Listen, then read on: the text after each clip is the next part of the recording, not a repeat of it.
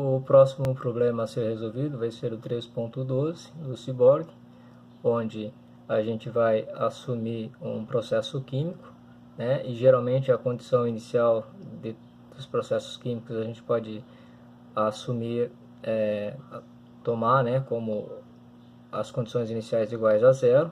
A gente vai ver isso, né? O problema ele pede para... Então, resolvendo o problema 3.12 do Cyborg, terceira edição. Então, a gente vai considerar um processo químico e nós vamos tomar, então, que as condições iniciais para esse processo químico vai ser igual a zero. Então,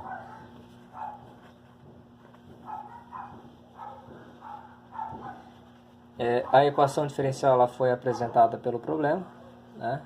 Onde nós temos a equação característica do sistema para esse processo químico. Então vamos aplicar a transformada de Laplace, escrever a função que foi dada, e isolando aí a nossa função y de s. Então a gente obtém esta expressão, reorganizando os termos, então a gente vai ter esta equação como sendo a equação para a nossa y de s. O item A do problema, então, ele vai pedir para a gente considerar uma função step unitária, que vai ser denotada então por s de t. Quando s de t for igual a 1, vai ser válido para tempos maiores ou iguais a zero, e s de t vai ser igual a zero quando t for menor que zero. Ele pede que a gente considere então que a nossa u de t seja igual a vezes s de t, e se a gente aplicar a transformada de Laplace, a gente vai obter então a u de s, ou seja, transformar a u de t no domínio de Laplace. E nós vamos chegar então a esta expressão a partir da tabela de Laplace, né? A gente pode verificar que a transformada de Laplace de as de t vai ser igual a sobre s. Substituindo então a equação 2 na equação 1, aquela equação que foi dada anteriormente, a gente vai ter então essa expressão para y de s, e a gente pode então escrever em termos de frações parciais o denominador, né? Então vai ficar y de s igual a sobre s mais bs mais 1 sobre tal 1 mais c dividido por s mais 1 sobre tal 2.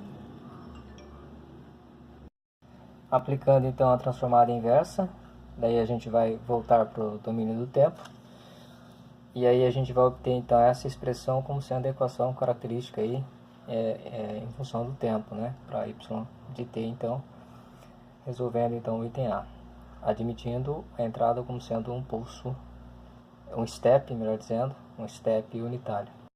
O item B do problema, então, ele assume uma u de t igual a b, uma constante, vezes a exponencial de menos t elevado a tal. Se a gente aplicar, então, a transformada de Laplace, então, no domínio da frequência, ou seja, no domínio de Laplace, a gente pode ter, então, que a u de s ela pode ser escrita dessa forma. Vamos chamar de equação 3, substituindo a equação 3, então, na equação 1, a gente vai obter esta equação para o sistema, e escrevendo em termos de frações parciais, assumindo as constantes características tal 1 e tal 2 diferentes, né? Então a gente vai ter essa equação em termos de frações parciais. Aplicando a transformada inversa então de Laplace para o domínio do tempo, a gente pode obter essa equação em função do tempo para y de t. Para resolver o item C, então, a gente vai supor uma entrada do tipo C, na constante,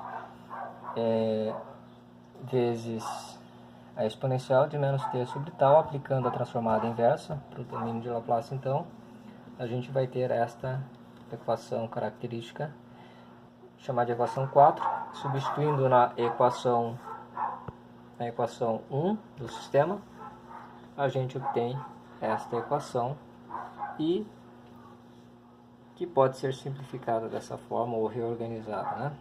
Admitindo a entrada como sendo um pulso, um step, melhor dizendo, um step unitário.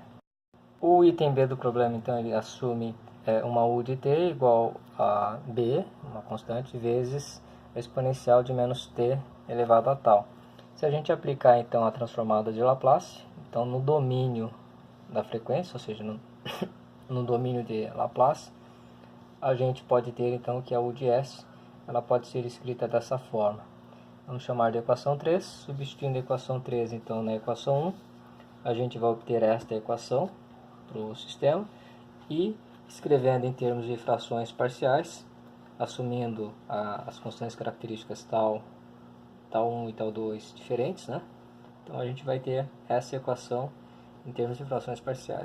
Aplicando a transformada inversa então de Laplace para o domínio do tempo, a gente pode obter essa equação em função do tempo para y de t. Para resolver o item C, então, a gente vai supor uma entrada do tipo C, uma constante,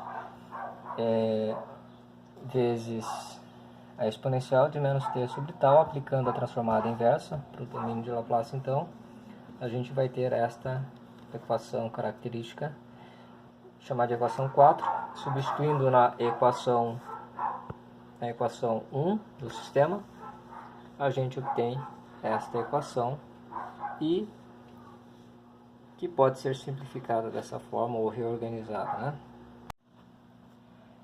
Reescrevendo então em frações parciais, a gente vai ter esta equação para y de s. Aplicando a transformada de Laplace, então nós obtemos essa equação característica, admitindo então aquela entrada lá para o item C do problema. O item D do problema, então, ele considera uma entrada do tipo uma função seno, né? Que é dada então por D vezes seno de ômega t, ou seja, ali nós temos a frequência de oscilação do sistema. Na tabela de Laplace, então, a gente vai encontrar a transformada de Laplace para a função U de t. A gente isolando ali o U de S, então a gente vai ter esta equação 5, que a gente pode substituir na equação 1 e obter então essa equação para y de s. Em frações parciais, a gente obtém então esta equação característica para y de s no domínio de Laplace. Aplicando a transformada inversa, então, a gente obtém como solução esta equação aqui, né, que seria então a resposta para o item D do problema.